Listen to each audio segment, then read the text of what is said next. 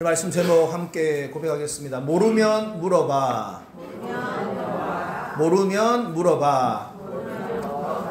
모르면 주님께 물어보시면 됩니다. 지난주 말씀 잠깐만 복습하고 오늘 말씀을 좀 들어가면 좋겠는데요. 지난주 우리가 아주 멋지고 귀한 말씀 받았죠. 우리 사진 한번 보여주세요. 바로 마지막 사사 사무엘 선지자의 은퇴식, 은퇴 설교가 있었습니다. 그리고 그는 역사의 뒤안길로 이제 사라지는 상황이죠.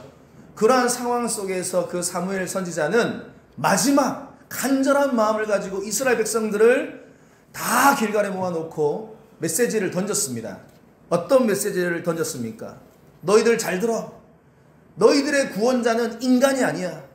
너희들의 구원자는 어떤 정식 시스템이 아니야. 그 무엇도 아니야. 바로 유일한 하나님만이 너희의 구원자야. 그러니 너희들은 그 하나님 말씀 잘 듣고 순종하면 내가 복을 내려줄게. 그런데 반대로 너희들이 인간 왕을 의지하고 어떤 사람 의지하고 돈 의지하고 이 땅의 것 의지하면 너희들은 망한다. 꼭 이거 잘 듣기를 바란다. 이것이 첫 번째의 메시지였죠. 그리고 두 번째, 구원론에 대해서 제가 말씀을 드렸는데요. 이거 정말로 중요한 겁니다. 다시 말하면 하나님께서는 하나님의 백성, 천국 갈 백성을 여러분들의 행위를 보고 구원한 게 아니다. 다시 말하면 이 지구가 만들어지기도 전에, 이 세상이 만들어지기도 전에, 여러분들이 엄마 뱃속에 만들어지기도 전에 주님은 구원받을 백성을 선택하셨다. 그러니까 오늘 여러분들이 이 자리에 앉아 계시는데 보세요. 내가 지금까지 삶을 살아왔는데 나 뭐 제대로 안 사는 것 같아. 맨날 술 먹고 담배 피고 뭐 이상한 행동하고 많이. 여러분 그거는 상관이 없어요. 하나님께서 구원하시기로 작정한 백성은 구원하실 줄 믿습니다. 그래서 우리는 그 구원을 선물로 받은 사람이니 그것을 감사함으로 감격함으로 여기며 주님께 구원받은 백성으로 뜨겁게 살아가라는 것이 주님의 명령이라는 거예요. 아멘. 그래서 여러분 정말로 이거 꼭 넘어가셔야 됩니다. 우리 꽤 많은 오늘날의 한국교회 성도님들 중에서 보면은 내가 열심히 해야지, 교회를 열심히 나오고 내가 착한 일 하고 내가 뭔가 헌금도 하고 내가 뭔가 해야지 구원을 절대 아니에요, 여러분. 그러면 여러분들의 구원이 공로에 달려있는 거기 때문에 하나님의 구원이 희석이 돼, 퇴색이 된다 이 말이에요. 그건 의미가 없어져요. 절대로 여러분들이, 그러니까 여러분이 만약 이번 주에 술을 한잔하고 왔어. 그러면 이제 내가 구원 또 떨어지는 거야. 그러니까 구원이 사라지는 거야. 그런 거 아무것도 아니에요. 뭘 해도, 그러니까 이게 구원에 관한 놀라운 은혜인데, 이게 너무 강조가 되다 보니까 한국교회가 문제가 많았다. 그런데 정말로 우리가 구원받은 백성이라면, 하나님의 자녀라면 구원받은 백성답게 거룩을 위해서 우리가 날마다 싸워서 나가야 된다. 아멘. 그러니까 여러분 정말로 오늘 이 자리에 앉아 계신 분들 중에 나 이번 주에 뭐 아니에요. 그건 구원하고 상관없는 거예요. 그냥 하나님이 구원하기로 작정한 구원한 사람이에요. 아멘. 그래서 여러분들이 오늘 이 자리에 앉아있다고 저는 확신합니다. 오늘 이 자리에 앉아 계신 모든 분들은 주의 백성인 줄 확신합니다. 그렇기 때문에 뜨겁게 사세요. 이제부터가 중요해요. 뜨겁게 사는 게 중요해요. 조금씩 거룩을 위해서 몸부림치세요. 예수님을 위해 닮아가세요. 그리고 마지막 세 번째, 우리가 영적인 다 리더입니다. 그렇기 때문에 어떻게 우리는 살아가야 돼? 우리의 사명이 뭐냐?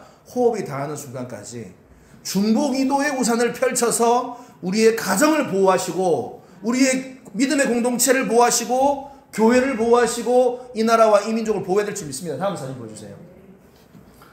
보여주세요. 중보기도의 우산을 펼쳐라. 기억나시죠? 우리가 호흡이 닿는 동안에 우리가 기도하면 우리 아이들이 보호받는 거예요. 우리 공동체가 보호받는 거예요. 우리 교회가 보호받는 거예요. 여러분들의 가문이 보호받는 줄 믿습니다.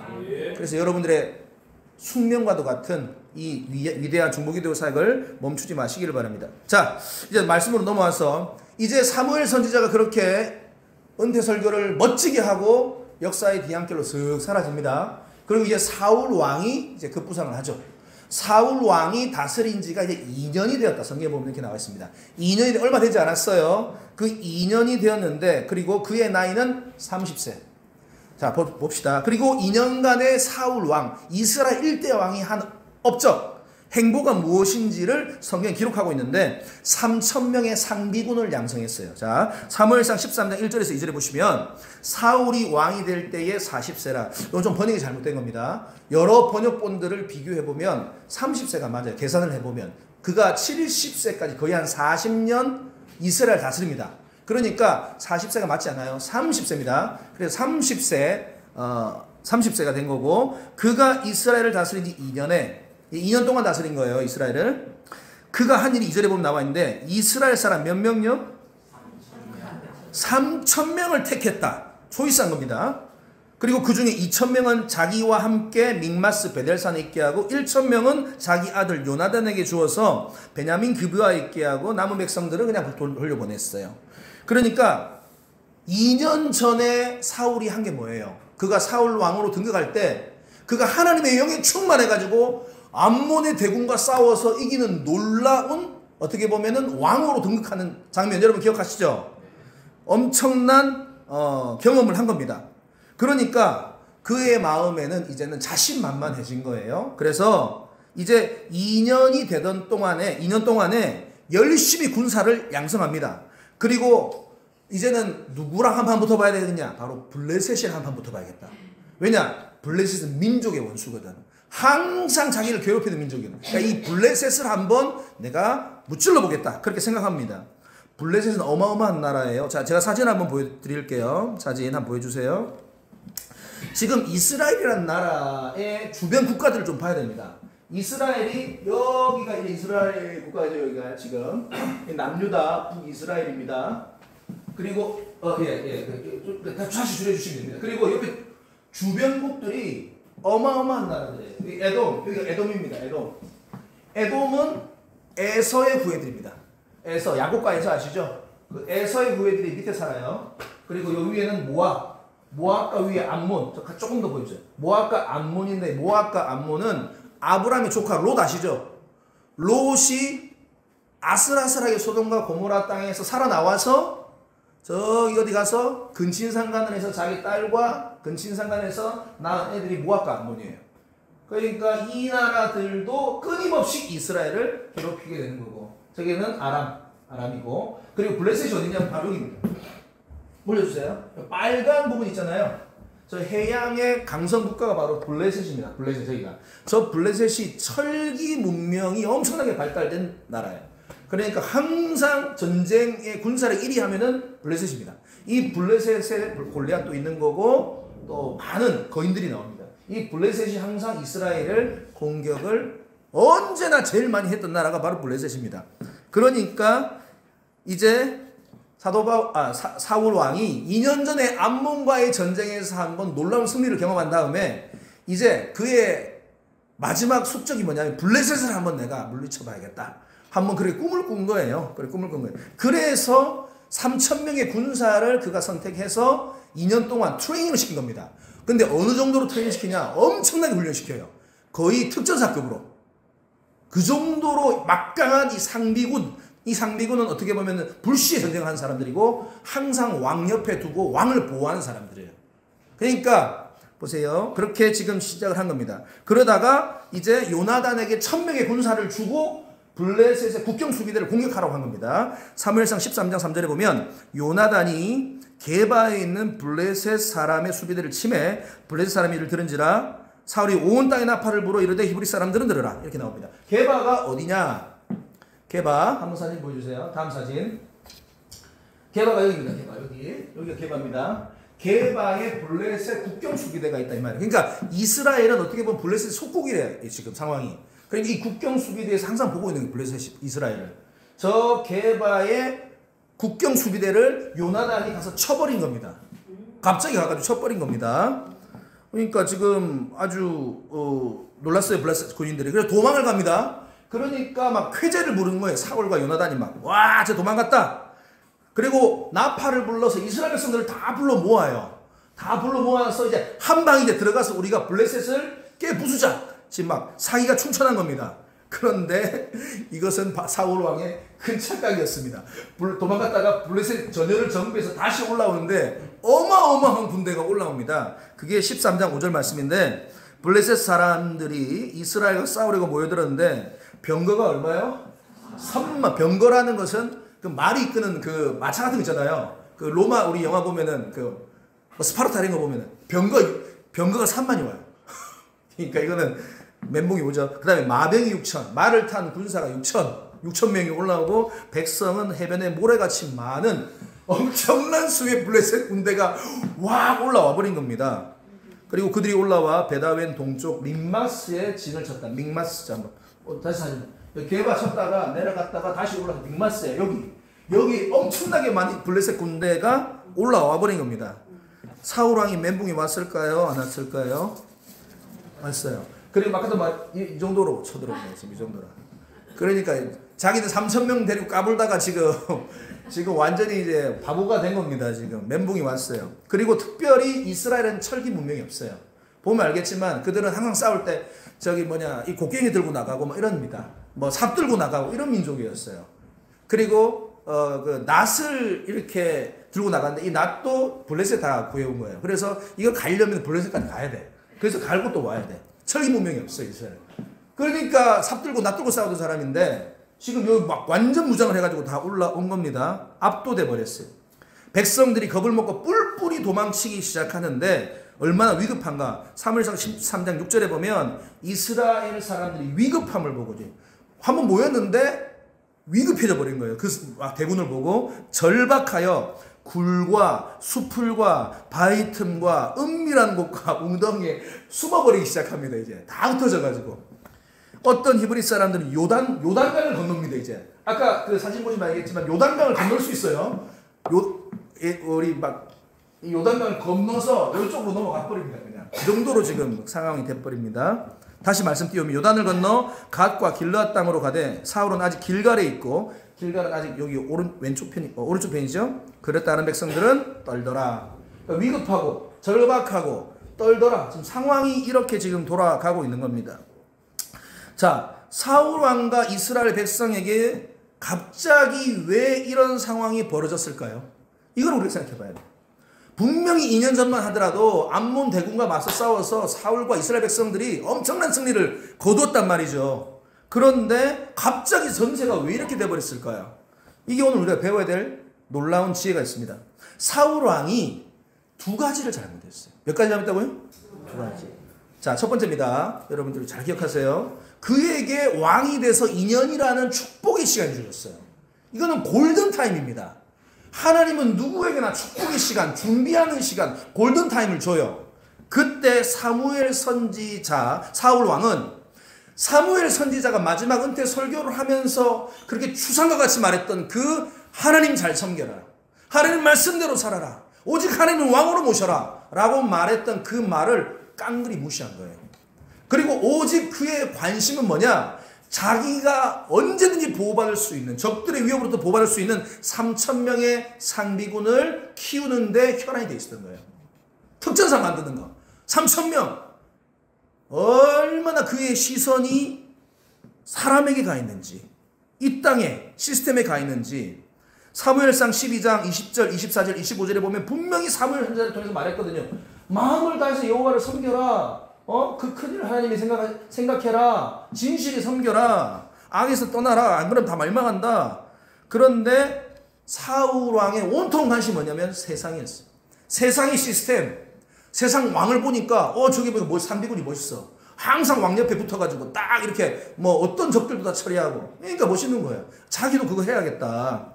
그래서 여기 보면 말씀이 재밌는 말씀이 있어요. 사무엘상 14장 52절에 보면 사울 왕의 관심이 어디 있었냐 2년 동안 보면 사울 왕이 사는 날 동안에 블레셋이라는 큰 싸움이 있으므로 사울이 항상 관심사가 어디 있냐면 힘센 사람. 힘센 사람이나 용감한 사람을 보면 그들을 불러 모았더라. 이런 말씀이 있어요. 그러니까 관심이 하나님이 아니야. 하나님 말씀이 아니야. 기도가 아니야. 그냥 온통 힘센 사람, 똑똑해 보이는 사람, 그러니까 뭔가 근육질 있는 사람, 운동신경이 좋은 사람, 그 사람만 뽑아서 자신을 지키는 상비군을 만들어야겠다. 사랑하는 성도 여러분, 이것이 사울왕의 가장 큰 실수였어요. 진정 자신을 보호해 줄 수 있는 존재는 3,000명의 상비군이 아니라 하나님인 줄 믿습니다. 그런데 이제 완전히 인간적으로 바뀌어버린 거예요. 온통 돈. 사람에게, 저 사람에게 말을 잘하면, 저 사람에게 좀 내가 부탁을 하면, 저 사람이 나를 구원해 줄 것 같아. 저 사람이 나를 취업시켜 줄 것 같아. 저 사람이 나에게 뭔가를 줄 것 같아. 똑같은 거예요. 저 보세요. 얼마나 이 3,000명을 훈련 잘 시켰냐면 1당 10이에요. 사무엘상 14장에 보면 우리 다음 주에 배우겠지만 요나단이 병기든 자와 함께 블레셋에 올라가는 장면이 나옵니다. 자, 다음 사진 한번 보여주세요. 사울은. 다시 한번. 얼마, 표정 아주 좀 안 좋죠?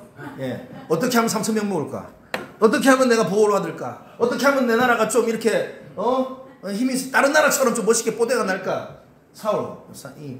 이런 성화들이 진짜 멋있는 것 같아. 나중에 성화들을 좀 사서 걸어놔요. 여기 보면은 14장에 보면 요나단과 그 병기든 자 두 사람만 올라가서 블레셋과 싸워서 20명을 쳐죽였다 이런 표현이 있어요. 이게 그냥 허황된 얘기가 아니라 거의 1당 100, 1당 10 수준으로 그만큼 무공이 탁월했던 사람들. 예전에 실미도에 막 그렇게 훈련했던 사람, 그 정도로 막 딱 급소만 노려가지고 그 지금 한 게 바로 사울 왕이었다. 그래서 그 3,000명 바라보고 얼마나 흐뭇했겠냐. 야, 이제 나는 이제 어떤 누가 쳐들어와도 나는 이제 뭐 못 건드린다. 여러분, 자, 첫 번째 우리 영적 레슨입니다. 자, 한번 띄워줘요. 하나님의 백성은 하나님의 방법으로만 승리할 수 있습니다. 아멘. 하나님의 자녀는, 하나님의 백성은, 하나님이 구원한 백성은요, 세상 방식 따라가면 안 돼요. 저렇게 하면 사업이 좀 성공할 것 같아. 물론 도움은 받아야죠. 저 사람에게 뭔가 부탁하면 될 것 같아. 저렇게 하면은 뭔가 방법이 뭔가 있는 것 같아. 아니에요. 그거는 본질이 아니에요. 하나님의 백성은 하나님이 가르쳐준 방식으로만 살아가고 영업하고 가정을 다스리고 그렇게 우리가 살아가야 될 줄을 믿습니다. 이게 하나님의 일하심이 어쩔 수 없어요. 내가 내 새끼 우리가 키워봐도 알잖아요. 내 새끼가 아버지 말 어머니 말 듣기를 바라요? 아니면 옆집 아저씨 말 듣기를 바라요? 당연히 내 말 들어야 될 거 아니에요. 우리 애도 여기 있지만 당연히 내 말 듣고 자야지. 다른 옆집 아저씨 막 주사문 주사님 말 듣고 자라면 좀 이상하지 않겠습니까? 내 새끼인데 왜 옆집 아저씨 말을 듣지? 옆집 아줌마 말을 들으면 좀 이상하지 않겠습니까? 하나님은 내 새끼예요, 여러분들이. 그러니까 내 새끼가 내 말 들어야 한다 이 말이야. 그래서 이스라엘이란 나라가 그래요. 한 번도 이스라엘은 역사상 보면은 전쟁을 할 때 칼과 창과, 그래서 다윗이 말한 거예요. 골리앗과 싸울 때 나는 칼과 창과 단창으로 너와 싸우지 않겠다. 난 만군의 여호와 이름 말한 그 말은 진짜 자기가 칼이 없는 거야. 이스라엘은 철기 문명이 아니었거든. 그러다면 그 말 한 겁니다. 그래서 전쟁을 보면은 한 번도 많은 군대를 동원하고 칼과 막 마병으로 싸우지 않았어요. 이스라엘은 언제나 하나님이 가르쳐준 이상한 방식으로 승리했어요. 여러분 잘 아시죠? 우리 큐티 하신 분들은 출애굽기 17장에 보면 이스라엘 백성들이 광야를 지날 때 그 아말렉과 만나게 됩니다. 아말렉 군대가 막 갑자기 기습을 해와요. 그런데 아말렉 군대와 이스라엘 백성들이 광야에서 싸울 때 어떻게 싸웁니까? 모세가 여호수아를 시켜서 백성들하고 밑에 싸우게 하고 본인은 저 높은 곳에 올라갑니다. 그리고 뭐하냐? 두 손을 들고 기도해요. 두 손을 들고 기도하면 밑에서 여호수아가 막 이겨. 뭔지 모르겠는데 막 이겨. 그래도 이기다가 팔이 아파. 아니 다 좀 있다가 그잖아요. 팔이 아파. 그래 팔 내렸어. 그럼 어떻게 됩니까? 여호수아가 밀려. 여호수아가 밀려. 뭐지? 그래 팔 다시 올리면 어떻게 됩니까? 여호수아가 다시 이겨.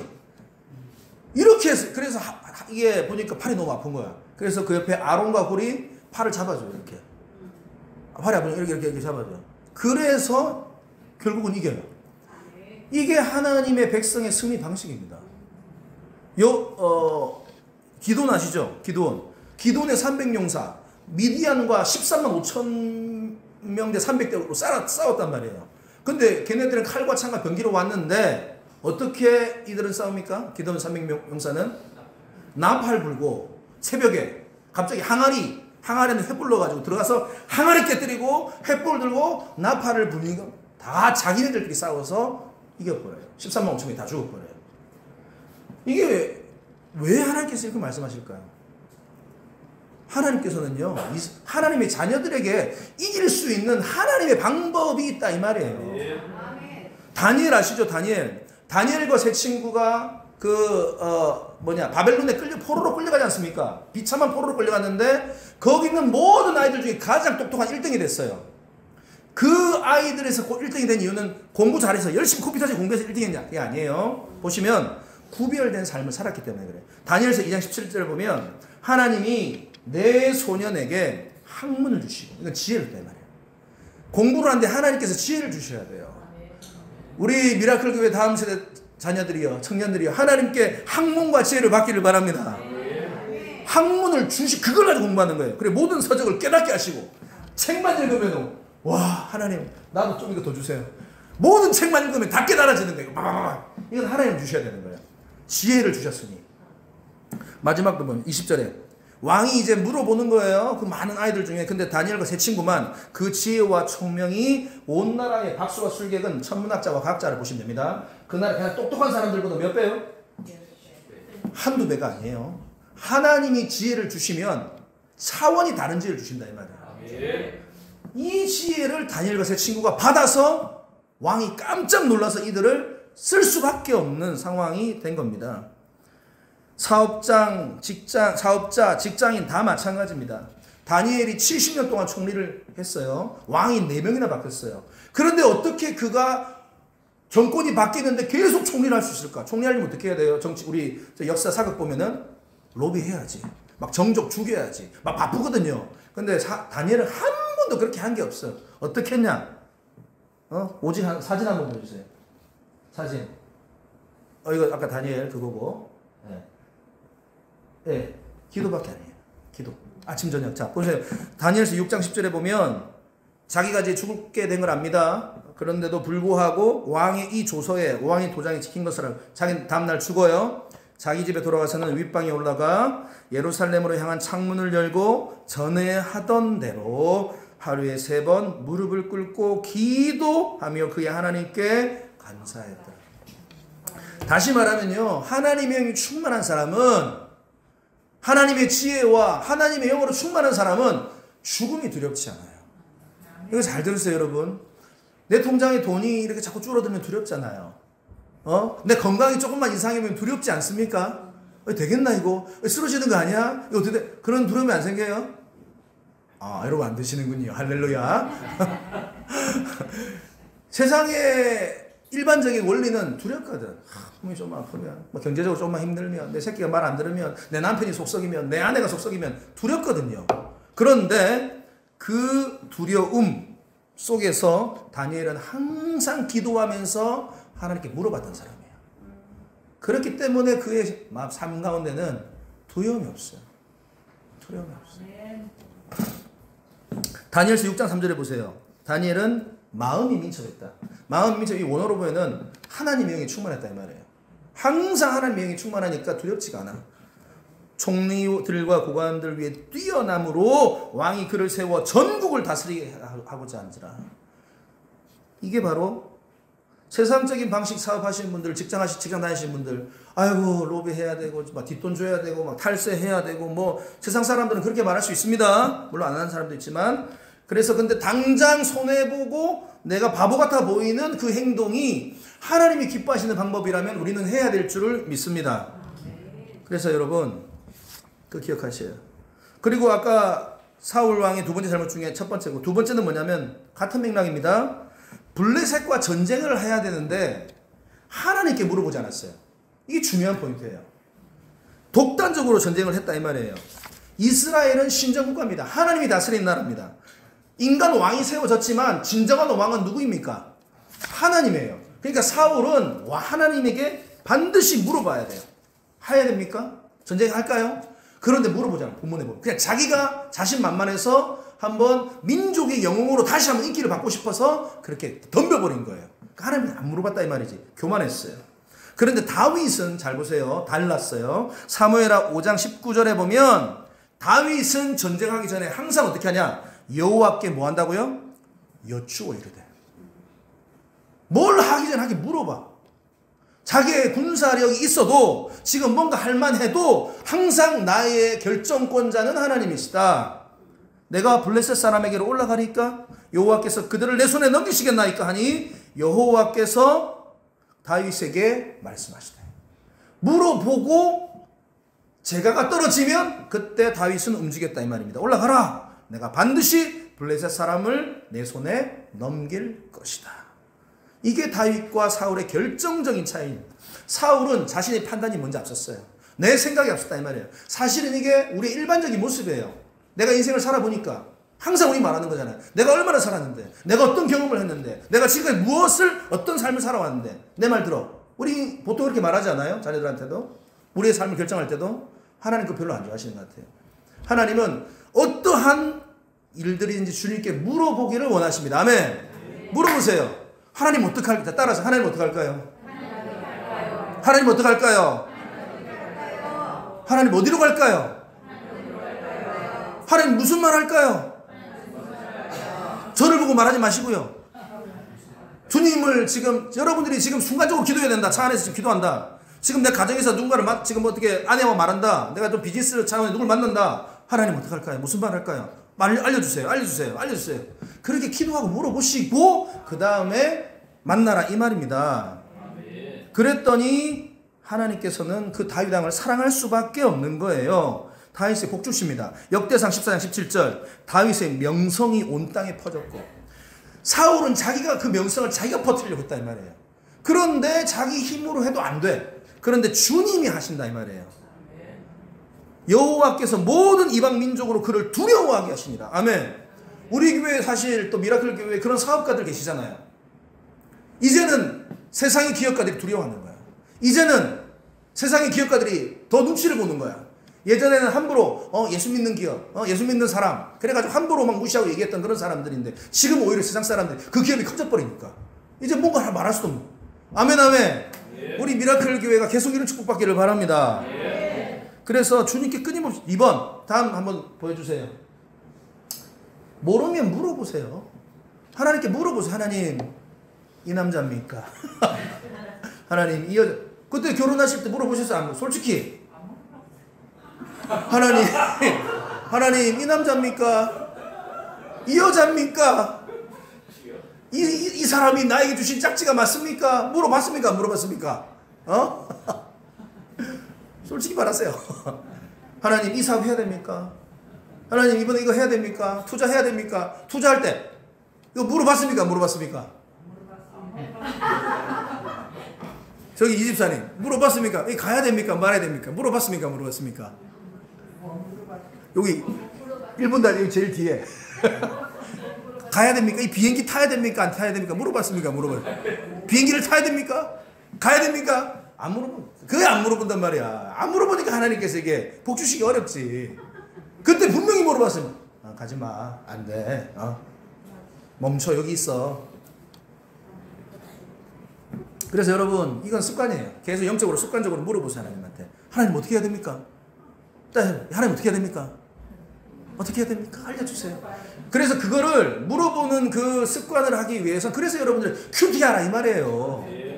여러분 하루에 5분이라도 저기 셀별로 저기 다 그 셀별로 그 큐티 은혜 나누셔야 돼.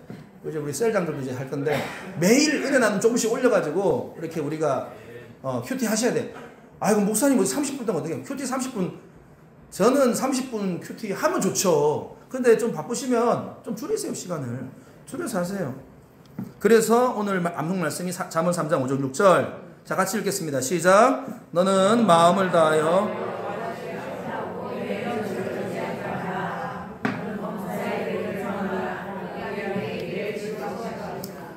네 명철을 의지하지 말라. 너는 범사란 모든 일에 주님을 인정하라. 여러분 죄질 유혹 받을 때도 물어보세요. 그게 중요한 거예요. 이게 나중에 깊어지면은 하나님 이거 약간 약간 느낌이 죄지어야 될 상황이야. 약간 느낌이 하나님 갈까요? 할까요? 만날까요? 이런 느낌 그거 물어보셔야 된다 이 말이에요. 그러면 분명히 주님께서 말씀해 주세요. 힘을 주세요. 결국은 안 물어봐서 사울은. 그래서 여러분 이제 사울의 무모하고 교만한 결정으로 블레셋 대군이 막 몰려온 거예요. 그래가지고 이제 사무엘이 다급해져가지고 길갈에 있는 그 사무엘 선지자 만나서 이제 예배드리고 전쟁해서 한번 이겨보겠다. 왜 이런 모습이 나오냐면 항상 이스라엘 백성들은 광야를 지날 때 언약궤를 메고 왔습니다. 그래서 언약궤가 가면은 승리하고 언약궤가 안 가면은 패배하는 걸 경험을 했어요. 그러니까 이 지금 예배가 사울에게는 부족과 같은 거예요. 지금 가서 예배 드리고 나가면 이길 거다 이런 생각한 거예요. 그래서 사무엘 선지자를 이용하려고 한 겁니다. 예배를 이용하려고 한 겁니다. 사무엘상 13장 8절에 보면 사울은 근데 이제 사무엘이 정한 기한대로 7일 동안 기다렸어요. 근데 사무엘이 길갈로 오지 아니함에 백성들이 흩어집니다. 9절에 보면 아니요. 사무엘상 13장 8절에 10절. 예. 사진을 오케이. 자, 오케이. 아까 다시 물어보시라고. 요 사진 물어보세요. 사울은 사무엘이 정한 기한대로 1회 동안 기다렸으나 사무엘이 길갈로 오지 아니하면 백성들이 흩어져 이제 막 쫄아가지고 9절 사울이 이르되 번제와 화목제물 이래 가져오라 하니 자기가 빨리 이제 지금 뭔가 예배를 해치워야 돼. 그러니까 자기가 이제 월권을 하는 겁니다. 자기가 제사장님만 할 수 있는 그 예배를 자기가 드려버려요. 드렸더니 10절 번제를 드리자마자 사무엘이 온지라 사울이 나가 맞으며 무난함에 그러니까 사무엘이 열받았습니다. 그래서 11절에 보면 사무엘이 이르되 왕이 행한 것이 무엇입니까? 하면서 엄청 불호령을 내립니다. 하니 사울이 이르되 백성은 이제 변명을 해요. 백성은 내게서 흩어졌습니다. 당신은 정한 날 오지. 사실은 정한 날입니다. 해가 지금 떨어지고 있었어요. 그러니까 사무엘 선지자 늦은 게 아니에요, 사실은. 그러니까 얘가 초조해서 먼저 한 거야. 그러니까 여러분 그거 잘 아세요. 아직 마지막 일의 날 온 거예요. 어떻게 보면은. 그렇기 때문에 날짜가 넘은 게 아닙니다. 근데 지가 급하니까 시간상으로 당신이 정한 날 오지 않고 블레셋 사람은 믹마스에 모였음을 내가 보았으므로 이에 내가 이르기를 블레셋 사람들이 나를 치려 길갈로 내려오거늘 내가 여호와께 은혜를 구하지 못하였다 하고 부득이하여 번제를 드렸다. 부득이하단 말이에요. 원어로 보면은 예배를 해치웠다 이런 표현이에요. 빨리빨리 그렇게 해가지고 빨리 전쟁에서 이겨야 되니까. 이거 진짜 재밌는 표현이에요. 부득이 번제를 드렸나이다. 13절 사무엘이 사울에게 이르되 왕이 망령되 행하였도다. 왕이 왕의 하나님 여호와께 왕에 내리신 명령을 지키지 아니하였도다. 니 하나님 말 안 들었네. 선 넘었네. 그리하였다면 여호와께서 이스라엘 위에 왕의 나라를 영원히 세우셨을 것이거늘. 원래라면 우리가 이렇게 복 받으려고 했는데 사울은 14절 지금은 왕의 나라가 길지 못할 것이다. 결국 자기가 복 받을 그릇이 안 되니까 주님께서 촛대를 옮겨버린 거죠. 여호와께서 왕에게 명령하신 바를 왕이 지키지 아니하였으므로 여호와께서는 그의 마음에 맞는 사람을 구하여 다윗입니다. 여호와께서 그를 그의 백성의 지도자로 삼으셨느니라. 근데 재미있는 사실은 이때 다윗은 태어나지도 않았어요. 나이상으로 카운트해보면. 그런데도 주님이 이미 다윗을 선택합니다. 이게 사실 구원론이에요. 여정론 또 들어가는데 이건 다음에 또 시간 되면 말씀해 드리겠습니다. 어쨌든 다윗을 말하는 겁니다. 그러니까 지금 사실은 이게 좀 쉽게 이해가 안 되는 게 왜 이렇게까지 사무엘 선지자가 막 저주하고 막 혼을 내고 이렇게 하지? 그런데 여러분 이걸 문제를 자세히 보면 왜냐하면 이게 한 번의 사건이 아니에요. 사울왕의 인연의 모습을 사무엘은 다 봐왔어. 빙산의 일각이에요. 그러니까 사울은 이미 변질돼 버린 거예요. 겸손은 사라져 버렸어요. 예전에 하나님에게 감동해서 얼마나 겸손하고 다른 사람들을 용서하고 했던 사람이에요. 근데 2년 동안에 이제는 완전히 변질돼서 권력의 맛을 보고 이제는 다른 나라 이웃의 왕의 시스템을 가지고 와서 자기를 지키고 이 땅의 방식을 따라가는 왕이 되어버린 겁니다. 그래서 하나님께 안 물어보고 이 행동을 한 겁니다. 부족처럼 예배를 하나님 앞에서 온전히 주님을 사랑하는 그 시간으로 보내는 것이 아니라 자기의 승리를 위한 수단과 부족처럼 예배를 생각해버려요. 하나님 생각해버려요. 그게 하나님 열받은 거예요. 3번 마지막 세 번째 예배는 수단이 아니라 목적입니다. 뭐라고요? 여러분 잘 들으세요. 예배를 통해서 내가 뭔가 내 사업, 내 직장, 내 건강 물론 예배를 통해서 하는 게 복은 주십니다. 하지만 그게 본질이 아니에요. 예배의 본질은 뭐냐면 이 예배를 통해서 하나님을 사랑한다는 거예요. 주님 사랑합니다. 나 같은 죄인 살리신 주님의 은혜 놀라워. 항상 다윗은 그렇게 살았어요. 예배가 삶의 중심이고 전부였어요. 예배를 통하여서 주님 너무 아름다우십니다. 주님 사랑합니다. 주님만 높임 받아 주십시오. 주님 없이 난 뭐 할 수 없습니다. 날마다 보세요. 시편 27편 4절 내가 여호와께 바라는 한 가지 일이 있는데 주여 그것은 로또에 맞게 해주세요. 그게 아니에요. 주님 내 통장에 100억 주세요. 그게 아니에요. 뭐예요? 내 평생에 여호와의 집에 성전에 교회에 있으면서 주님의 아름다움 바라보며 주님을 사모하는 것뿐입니다. 여러분 그 마음으로 예배하시기를 바랍니다. 그 마음으로 예배할 때 주님이 여러분들에게 복을 주시는 이게 거꾸로 되면 안 되는 거예요. 복 받기 위해서 예배하는 게 아니에요. 정말로 나를 나 같은 죄에서 구원의 은혜 감사 찬양. 주님 눈물이 마르지 않는 예배 이 시간에 주면 안 된다 이 말이에요. 주님밖에 없습니다. 이번 주 예배 한번 잘 드렸으니까 이번 주 교통사고 안 나겠지? 이번 주 예배 잘 들었으니까 비리 없겠지? 이번 주 예배 잘 들었으니까 나한테 뭐 사고 없겠지? 그거 지금 사고하고 똑같은 거예요. 예배는 그런 예배가 아니에요. 정말 오늘 예배를 통하여서 오늘도 주님께서 불꽃 같은 눈으로 여러분 바라보고 계셔요. 정말 너 날 사랑하니? 내가 너의 젊은이? 내가 너의 왕이야? 주님이 그렇게 물어보신다는 거예요. 시편 122편 1절 사람이 내게 말하기를 여호와의 집에 올라가자 예배드리러 가자 할 때 내가 기뻐하겠도다. 여러분 오늘 그 기쁨으로 예배하신 줄 믿습니다. 그래서요 2년간 사울은 완전히 변질되었어요. 그래서 십자가의 은혜를 다 잊어버린 거예요. 말씀을 마무리하겠습니다.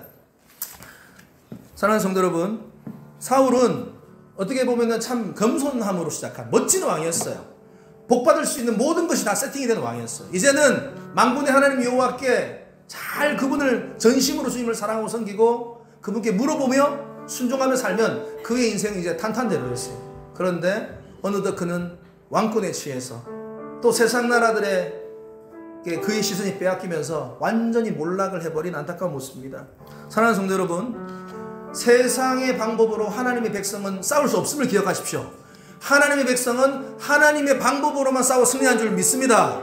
여러분 이번 한 주 꼭 그거 기억하세요. 그리고 두 번째, 여러분 물어보세요.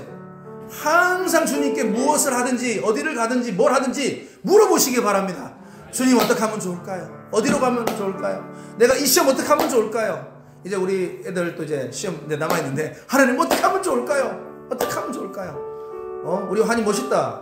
내일 시험인데 오늘 또 와서 딱 예배드리고 있잖아. 그럼 어떤 생각이 드는가? 내가 오늘 예배를 잘 들었기 때문에 내일 대박이다. 그거는 아니라고. 그거는 내가 준비한 만큼 나오는 거기 때문에 하나님 공부한 건 내가 실수하지 않고 공부한 거 딱 나오게 해주셔서 하나님 나에게 학문을 주세요. 나에게 지혜를 주세요. 나에게 하나님의 민첩한 영을 주세요. 그래서 그렇게 공부하시고 사업하시고 일하시고 아멘 아멘. 마지막 세 번째, 예배는 수단이 아니라 목적이에요. 주님을 만나는 이 시간 여러분 사람 바라보지 마시고 그 모습 바라보지 마시고 다윗처럼 주님의 아름다움을 바라보는 시간 되시기를 바랍니다.